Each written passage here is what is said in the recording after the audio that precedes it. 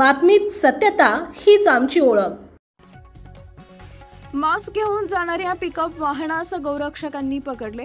धुळे तालुक्यातील 40गाव रोडवरील तरवाडे गावाजवळ देशी गोवंश यांची कत्तल करून घेऊन जाणाऱ्या पिकअप वाहनास गौरक्षकांनी पकडलं असल्याची घटना घडली आहे।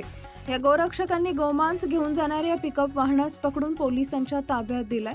छत्रपती संभाजीनगरकडे गोमांस सदृश्य घेऊन एक पिकअप वाहन जात असल्याची गुप्त माहिती गौरक्षकांना मिळाली होती। या अनुषंगाने गौरक्षकांनी तरवाडे गावाजवळ गाडी अडवली होती। यामध्ये 2 टन गोमांस असल्याची शंका गौरक्षकांनी व्यक्त केली असून या मांसाची पडताळणी करून जर हे गोमांस असल्याचं निष्पन्न झालं तर कडक कारवाई करण्यात यावी अशी मागणी यावेळी गौरक्षकांनी केली आहे। मांसांचे नमुने प्रयोगशाळेत पाठवण्यात आले, त्यानंतर पुढची कारवाई करण्यात येईल अशी माहिती मिळाली आहे। पुढील कारवाई पोलीस करत आहेत।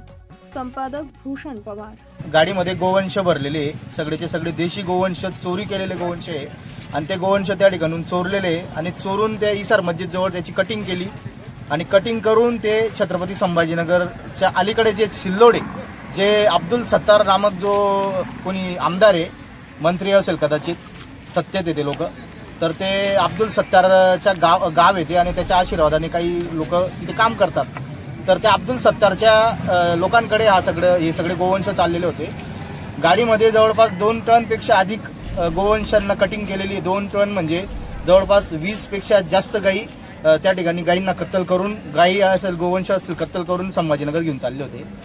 या चॅनलच्या माध्यमातून, आपल्या चॅनलच्या माध्यमातून आम्हाला जो म्हणजे आमची सदा खोत म्हणून नामक व्यक्ती आहे, जे आता पणन आणि कृषी मंत्री म्हणून ज्यांना जबाबदारी दिलेली आहे, तर तो जो व्यक्ती आहे तो व्यक्ती संपूर्ण महाराष्ट्रामध्ये गोरक्षकांबद्दल किंवा गोप्रेमींबद्दल गरळ ओकतोय आणि शेतकऱ्यांच्या खांद्यावर बंदूक ठेवून कसायांचं हित कसं साध्य होईल यासाठी तो व्यक्ती प्रयत्न करतोय।